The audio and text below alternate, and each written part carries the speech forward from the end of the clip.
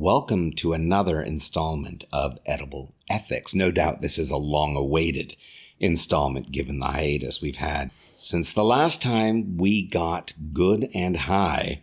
Been a while. It has indeed been a while since we've addressed some cool topics in ethics while under the influence of marijuana. I'm Jason. And I'm Stephanie. And we're doing this in person. Which is exciting, and it just so happens to be where we are, an exquisitely foggy day. And I really enjoy that feeling of being sort of shrouded in fog while also experiencing these moments of THC-induced mental clarity. You know, it really puts that in a beautiful juxtaposition. So, Stephanie, we've talked for the last little bit about doing a few episodes on living in the modern world. And how difficult it is to live ethically in that world. Indeed. And we've initially identified 5 topics that we think we'd like to address, and we're hoping to do at least a couple more in person. The different episode topics are healing, working, moving, fornicating, and eating in the modern world. So, Stephanie, I'm going to start with a proposition this episode that we begin with moving because this is something, for instance, I mean, it's true that we've also eaten and fornicated our entire existence as a species, but moving is a key one. Well, and I think it's a good one to start with because it may not be as obvious what the ethical issues are with moving. So I think this will be interesting to try to digest the issue of moving about the earth in a way that surfaces ethical issues. I totally agree with that. And, you know, insofar as one of our goals with this podcast is to either surface ethical issues that just haven't really been addressed and identify the sort of ecosystem within which we exist as a key influence on our behaviors of all types. This gives us a chance to explore the topography and maybe some alternative topographies. And in this case, I mean that literally. So here's what I want to talk about. But before we do that, we need our disclosure statement. We're 2 legal adults consuming fully legal marijuana, and we're doing so consensually. Do you agree? I do. Excellent. And then one other thing I will point out, today I have tried gummies, and you know, this is really in honor of it being edible ethics. The gummies I tried today are sativa dominant. I've taken a grand total of 10 milligrams of those, plus 2 milligrams of a 4-to-1 CBG THC gummy. The reason I had that as a top-up is it's based on a discussion I had with a weed connoisseur who explained that what we really want is not necessarily to be high for longer or to be higher. What we want is to experience the height of the high for a little bit longer. You want both, essentially. We want both, but in a very circumscribed way, because it might be that what we do is we extend the height of our high by 10 minutes. But those 10 minutes are spectacular compared to the, say, 2 or 3 minutes they might be without the addition of CBG. I don't think I'm really high, but I think I'm too high to do weed math. Okay. Because I'm not following this. So Stephanie's had how many gummies did you have? So you took the THC CBG. The THC CBG one you were just speaking of, in which you had 2 milligrams of it. Yep. That was one of mine, and I took half or a little over half of one for a grand total of 1.5, hopefully. 1.5 milligrams. So you'll notice there's a discrepancy between the 12 that I took and the 1.447 that Stephanie took. I will add to that I've also enjoyed some Jazz Cabbage, I think it's called, which is a vape, and I've hit it several times. Stephanie had a mini hit. I had a mini hit because you were getting very far away from me in terms of level of highness. Yeah. So I need to catch up a little bit. All right. So we're talking about moving. So here's the experience I've had. I live in a city that is not particularly walkable, by which I mean it is unwalkable. I don't mean that it doesn't have sidewalks. I don't mean that it doesn't have pedestrian crossings, but it is the kind of city in which walking is really a chore, or it serves a very particular function, like getting from your car to your office As quickly as possible. as quickly as possible. And I live in a place where it's very hot for a very large portion of the year.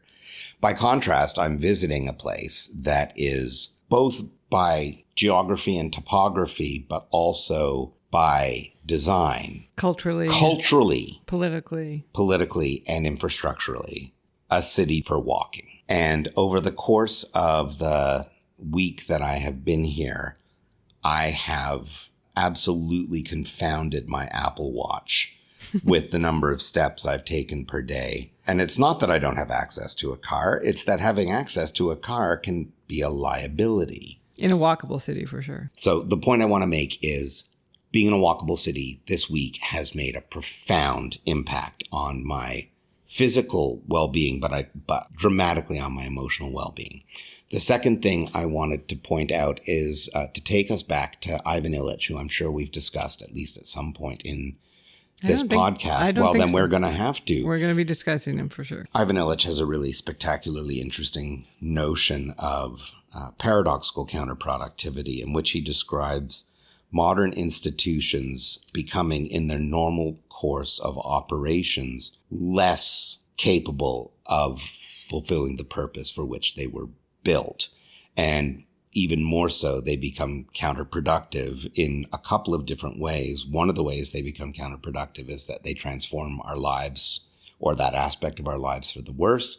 The other way that they become counterproductive is that they disqualify other alternative options to the same end. And the counterproductivity is that they are working against the very purposes and uses for which they were designed.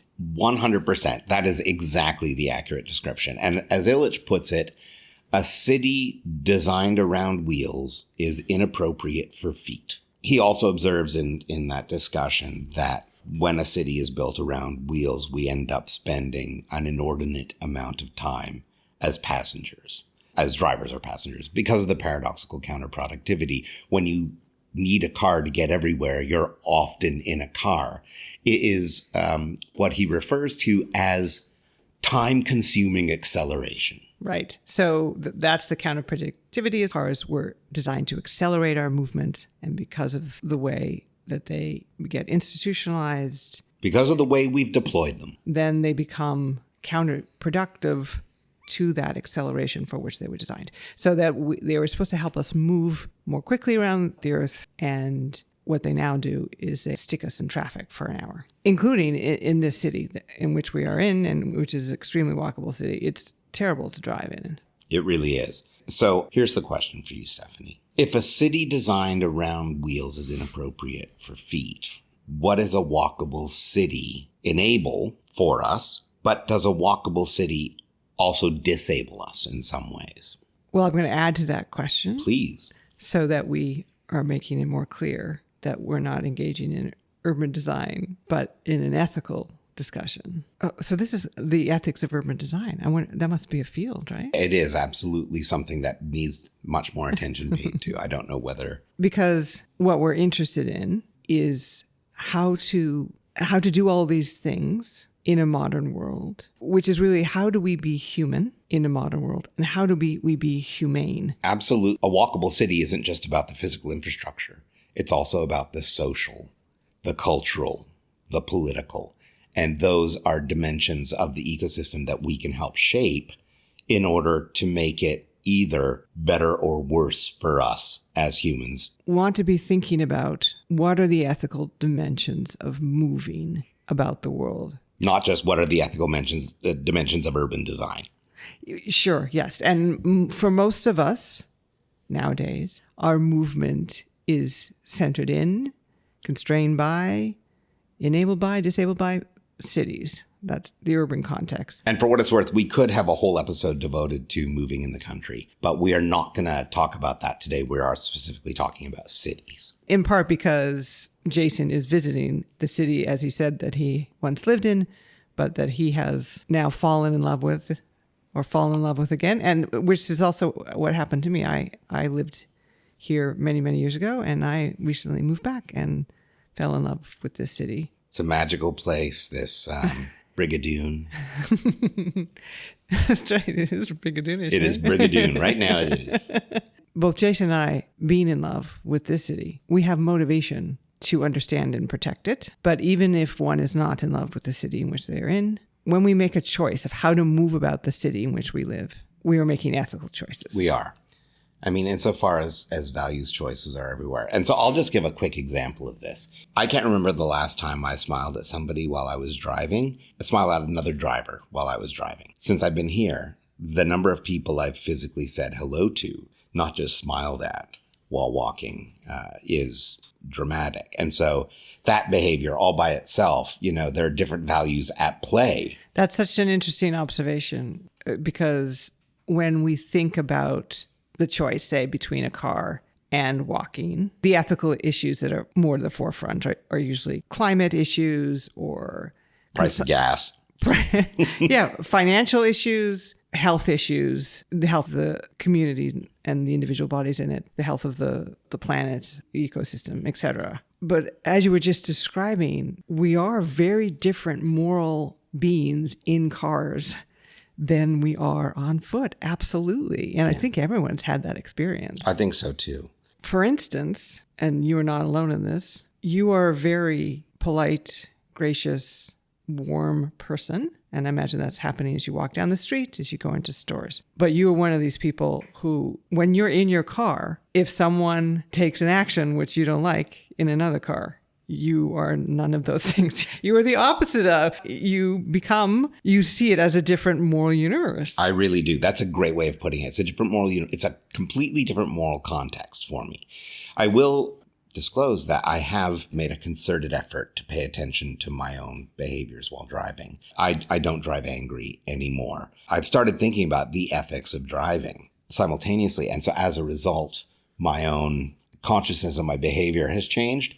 And I realize now the thing that irritates me most about other drivers is when they don't demonstrate any courtesy, when they demonstrate a kind of selfishness that is so plain and also so pointless. Think of the person who cuts you off in order to get to the stop sign immediately before you. But I'm also thinking of failing to signal your intention, which is a communication issue, which is an ethics issue. Because, of course, if you fail to signal your intention, you're basically expressing the notion that the other people don't matter.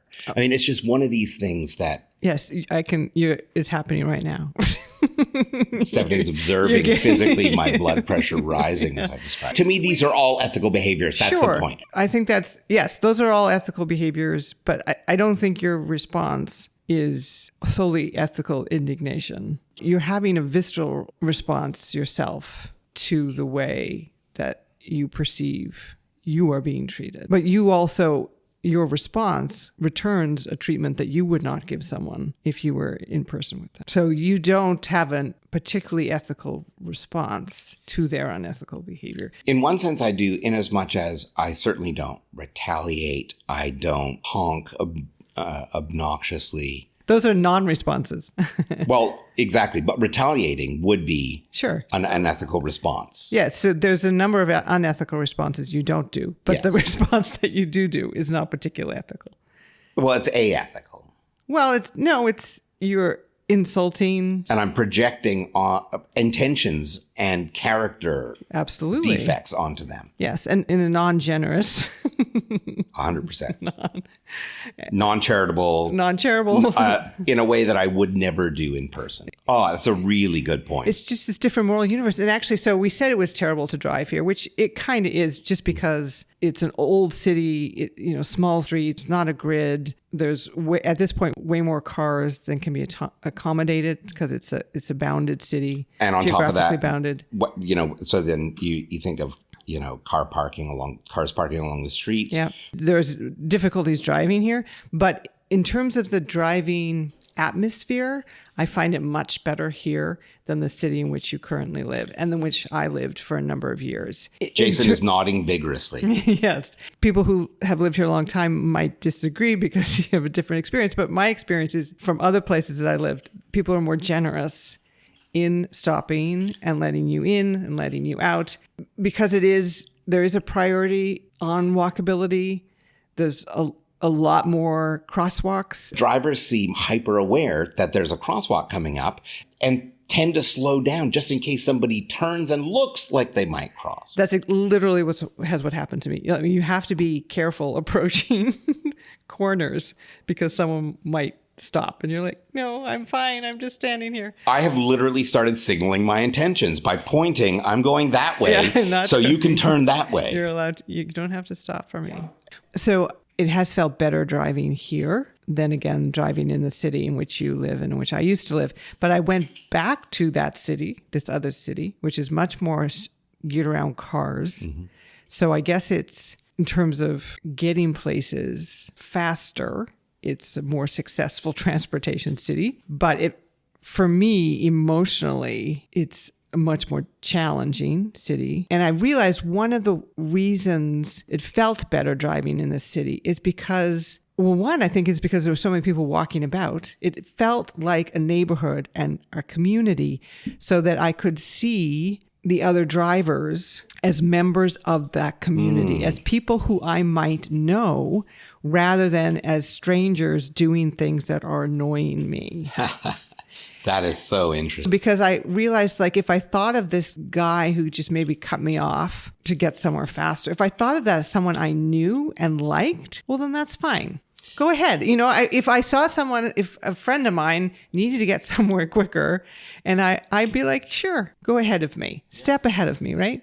Or if a neighbor of yours. A neighbor. It doesn't even have to be a friend. We do that at the grocery store, for instance. People have done that to me. So I thought, like, well, when I go back to this other city, which is more big cars and big streets and driving fast and mega highways. I try to keep that orientation that these are all people who are members of my community. And if they need to get somewhere, they need to do one of these things which you were saying are unethical because they compromise other people. I'm like, okay, but if they're my friends and neighbors, I'm going to assume they're doing that for a good reason. So for what it's worth, what you're telling me is this is an example, Jason, of an ethical response while driving.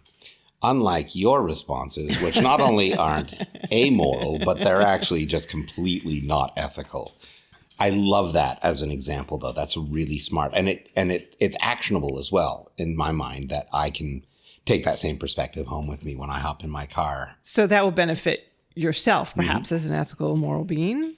But it doesn't actually do much good to the larger ethical ecosystem, right? I'm not like changing anybody's exactly, behavior. But it does contribute to the ethos. In this sense, you're likely to be far more attentive to the possibility that you could do serious damage to your community with the weapon that you're driving. Yes, although we can't rely on everyone changing their own thinking about their movement. Yeah, there's no way you're role modeling that behavior while you're driving. Right, and that's not a long-term, that's not a global solution to say, well, let's all treat each other more nicely. Yeah. And one reason why it's not a solution is because this is an engineered environment. The environment in which we moved about the earth, what I was adopting as an emotional and intellectual position, we naturally inhabited.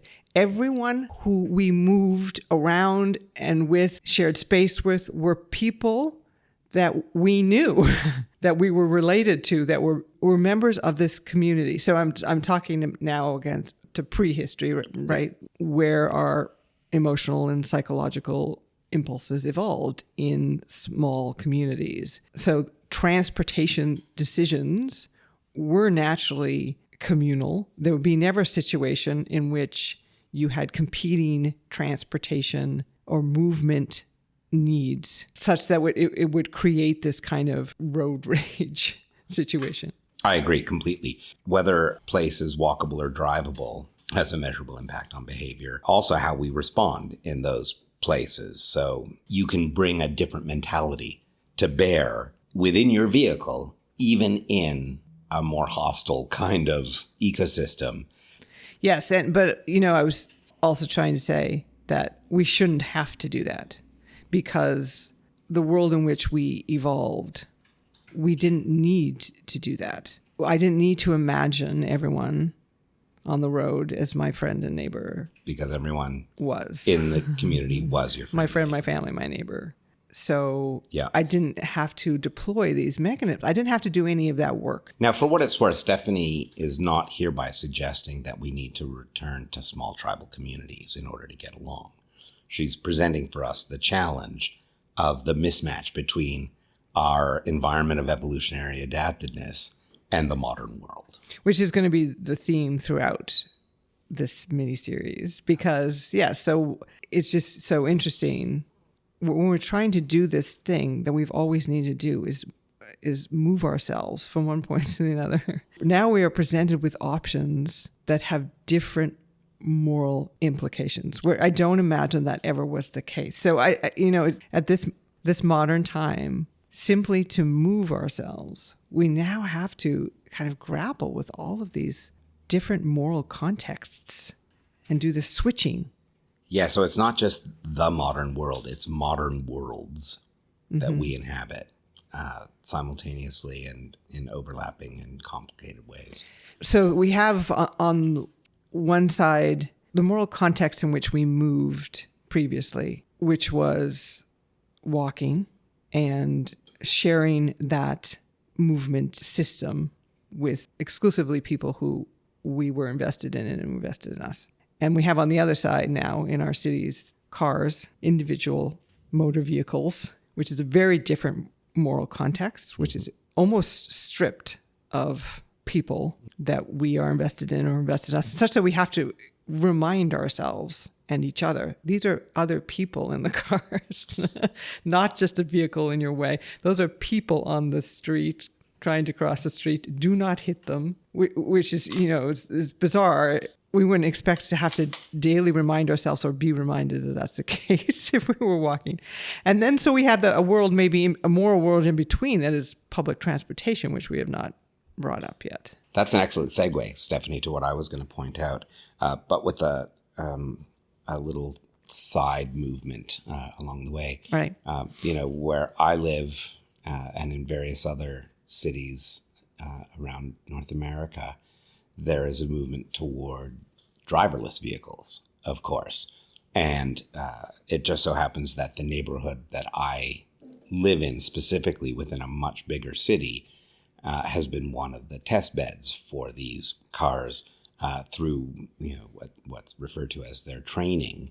I think driverless cars are interested in part of the public transportation question, but also interesting in that it de-peoples it even more. Part of what I was trying to say in a highway is the cars are this degraded moral, ethical environment already because it's stripped of people, stripped of, your community members, your friends, your family. I mean, so that even if you say had one more person in the car, like your kid or something, you are going to behave as a more robust, moral human being than Absolutely. You are. And then so driverless cars, like, they treat it like it's the people that is the problem. We'll get rid of the last person in the car. And so what kind of now moral being is that? And that's also been a question of, like, how do you train them up ethically to make ethical decisions? But as we've just been talking about, we already make such crappy ethical decisions once we step into a car. Setting the driverless cars up to have an ethical bar of a typical driver is pretty low. Like, what we would want them to have is the ethical bar of a walker. Yeah. Driverless cars ought to be trained in walkable cities to emulate the behavior of drivers in walkable cities, particularly. Yes, at the very least, in spaces that prioritize walkers. Absolutely. Like the walkers, how do these driverless cars serve people walking? That's the first layer. The last layer is, how do they serve the people who I don't know who they're serving, actually. Well, I guess, if you take one to the airport, they're serving you, Yeah, supposedly. and the idea of driverless cars actually being an important solution to a series of problems, including health and safety issues associated with a huge number of roadway fatalities a year. Well, but your city in which you live, in which driverless cars are being tested, a driverless car killed a woman who was walking across the street. Absolutely. And also caused a man to, I don't know if this was in my city or another one, but caused a man to miss his flight because it got stuck in a roundabout. Drivers don't know what to do in roundabouts, but at least they don't continue to go roundabout over and over again for 3 hours. I think, again, it's so funny and ironic to say, well, the solution to human mobility is to remove humans. Yeah, that would be better. Yep. And I'm not saying I endorse that future. That would be I'm just safer. saying that that's the kind of imagination that drives the idea of developing these kinds of vehicles. I think it's a poor imagination, because what you're doing is accepting the premise that this is the optimal way to move about the earth. This is why we're at the very root discussing ethical problems, because what we really want to do sometimes in ethics is ask the question, what kind of world do we want to live in? So, for instance, I see traffic as a symptom, not a problem. So if you reduce the traffic, you may actually be exacerbating the problem, not solving the problem. So in large part, what counts as a solution depends on how you frame the problem. And framing the problem is another ethical challenge. It's one of the things we do when we engage in ethical thinking. I want to address the public transit question head on. Because it is trying to find this balance between these two competing moral universes, one in which we all walk about either feet powered or in some way human powered, and one in which we get into individual motorized, sophisticated, dangerous vehicles, and trying to find this happy medium across all these ethical challenges that movement now poses: health challenges, financial challenges, climate challenges. I wonder if we can also see how it mediate between these two moral universes, individual motor vehicles and human powered. From my neighborhood, I could walk half a mile and find myself at a train that I could take that would drop me off only a few hundred yards or meters away from where I park when I drive. It would take twice as long, and it would cost approximately the same amount financially as running my car does, because I run a very fuel-efficient car. The second option available to me is to ride my bike to that train, which has an additional benefit of physical health. And when I get to work, I would take my bike off the train, and then I would have to walk it to my office. It's not as if there'd be a benefit at both ends.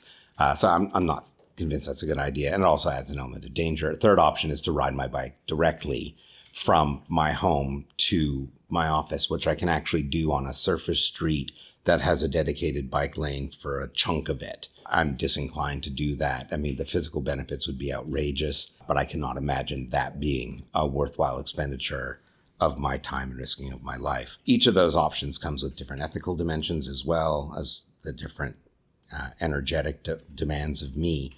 The one that I find, and in part because Stephanie mentioned before, because my city is designed around wheels, it actually kind of works in that way, is driving. My commute front door to office is about 25 minutes in the morning and about 32 minutes in the afternoon. And I'm comfortable with that expenditure. That said, one of the things I've learned since being here is that the very first thing I want to do when I have the opportunity to move is to move to a neighborhood within which I can at least recreate some aspects of the walkability of this place.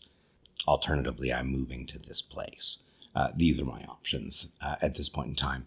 And I'm going to posit, and you can tell me if you feel that I'm off base, that your response to walking about this city and your desire to have that as an option, to live in a city where walking to work is an option, is a social emotional response, and therefore a moral and ethical response. So when you were talking about your different options to getting to work in your current city, you factored into those the standard criteria. Was it going to cost in terms of time, your money? Also, what's it going to cost the earth in terms of resources? What's the health benefits? You're incorporating various aspects, including ethical aspects of the choice. You didn't, it sounds like, think as how do you inhabit your moral being? How does it, the way that you get to work, change your relationship to your community? Does it enhance or diminish your connection to other people? That connection being so central to ethical and moral issues. Like, why have any kind of ethical discussion if you don't care about the people around you? There's the tree falls in the forest, right? I mean, the reason why ethics matters is because we matter to each other. We matter and we matter to each other. And the way we move about the earth, the choices that we make, how we get to work, can change our relationship to the people around us. So you get in a car and you're degrading your moral engagement with the world around you because you are becoming this other person. One of the things I absolutely adore here, probably the central thing I absolutely adore here, is the walkability of the place, the ease of which we can walk. And here it's not about walking to work on my vacation. It's about walking to a particular bakery to get a breakfast item. It's about not having to buy your groceries a week in advance and hope it doesn't go bad and hope you're not throwing things out. It means picking up what's missing for what it is you happen to want to cook that day. As you're talking about that, it strikes me that we should mention one of the darker aspects of a walkable city is that it highlights the ways in which walkability is now a privilege that is only afforded to those who can afford it. So, for instance, in the city that we're talking about, to live in the highly walkable part of the city core is comparatively very pricey to living outside of it and being forced to spend an hour in your car getting into it. Yeah, this is literally one of those places where living in the suburbs is much less expensive than living in the city proper. And it's one of those places where the further you live away, the lower the property values, lower the cost of properties. And for some people, the higher the quality of life. But a lot depends on whether you got to commute into the city. So this is to go back to Illich and counter-productivity. For most of human history, there was equality of opportunity, of movement. And now, because the tools that we have designed to help us move have become counterproductive to that movement, there's certainly congestion for everybody. And there's a degradation for everybody. But that degradation falls much more heavily on certain people than on others. Yeah, there's a disproportionate burden based on wealth and privilege. I'm willing to suggest something outrageous, that paradoxical counterproductivity affects the 99%. For 99%, it's paradoxically counterproductive. For the 1%, it's massively productive. Because the 1% can fly the private jets. The 1% can live in the walkable neighborhoods within the walkable cities. The 1% can choose to live ethically. But of course, if they're flying private jets, then they may not be. I don't know. Rich man can't. What is it? A rich man getting into heaven's like a camel. A camel going. Fitting through a needle, the eye of a needle. Thank you. So Who said that? The Bible? I don't know. If it's the Bible, then I love it. That one guy in the Bible? So that's actually not going to gel very well with this sort of evangelical sense across parts of the United States, at least, that your wealth determines your admissibility to heaven. Too much of a segue. So I'm not sure that it is possible for the 1% who are jetting around the world to live ethically, even if they really, really, really, really wanted to. But it makes us a challenge for all of us. Yes. So we're sitting here advocating walking in order to maintain kind of moral wholeness when walking is literally not available to a large group of even of our community here. They can't access food. They can't access work. They can't access the people who are important to them by walking. Absolutely. So that then becomes the larger political and social concern. And that's despite the fact the bar of entry is very low. And we're not trying to be ableist here. A walkable city is obviously a city that's accessible. But all you need to walk is your body. And all you need to move about, for instance, using a wheelchair is that chair. Everything else is there for you. There's no specialized equipment. So I think that, a political or urban design response, if we said, what are the ethics? Perhaps I'm moving into the takeaway portion of our discussion. Agreed. That I would say, well, we've raised some ethical stuff. How would we use it? Or how would we use it to inform our political processes or our daily choices? I would say one way is to see the walker, the walking person, as the most robust moral being in the equation, so that everything should prioritize the walking person. And then they have the most moral weight. And that's not pedestrians per se, because those are the people who are walking in the cities. It is a walking person. So if you think about then the demands that places on a political system or cultural system or an ethical system, it's that making sure the walking person can access work, food, leisure, family by walking. And to the extent that that can't be provided, other solutions will need to be offered, but those solutions are known to be compromises and less than, right? So you start with the walking person, prioritizing that person, and environments designed around that person, to the extent that then becomes unfeasible, adding another layer of how to move. So that might be biking, non-motorized vehicles, and then that has some moral weight. We have these large motorized vehicles that maybe can move more people, and then the lowest weight attention priority is individual motor vehicles in terms of how we design things, what we prioritize in our political system. And so for what it's worth, this is, going to be a very difficult sell. I read about in one state, there was a proposed high-speed train connecting two major cities. And the opposition to the bill was focused on, damn it, we love our cars and you'll never replace them. There are all kinds of different rationalizations. Oh, I need a big car because, but at some point it boils down to this, I like my car. I like this as a way of moving around. Yeah, and you can make that choice if that's what you want to do. To the extent that, yes, we've replaced people with objects, which, again, when we're talking about, say, transportation ethics or transportation policy, people will talk about cars and pedestrians. Yeah. One's a person and one's a tool, an object. And so what we want to be talking about is types of people. Everybody is person. They just happen to be in a car at a certain point of the day. Any way that prioritizes a person prioritizes all of us. Yeah. And then we get a degradation from there.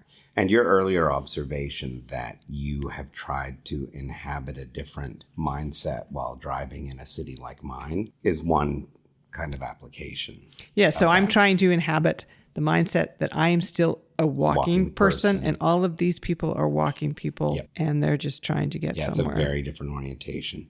I'll give you a different kind of example. Okay. I know in a number of places around the world, there have been attempts at designing automobile-free neighborhoods, right? And or where the idea of a personal car is literally verboten in some of these experiments. And so the idea is you sign up to buy a condo or to lease an apartment or buy a home in a neighborhood that's designed around the walking person. And so typically it's going to have to be located near enough amenities whereby walking is appropriate, and or it's going to need to be located next to a public transit system. It'll be really interesting to see the empirical results roll in, both quantitative studies, but I'm especially interested in the stories of the people and their experiences living in these communities. Well, and these communities are being sold as having tremendous health benefits, tremendous social benefits. Both local and global. Well, except people are buying into these communities. So almost all of the benefit is going to accrue to the people who can afford to live there. Absolutely. And so it's almost a kind of segregationist. Wouldn't it be great if it wasn't a commercially designed opportunity to live in a place that prioritizes the walking human? What if this was a political choice that we would be making? You don't have to buy into it. You have a right to be a walking person. You have a moral right and then a political right to be able to access what you need to survive and thrive. under your own power. That is to walk. Some version of walking.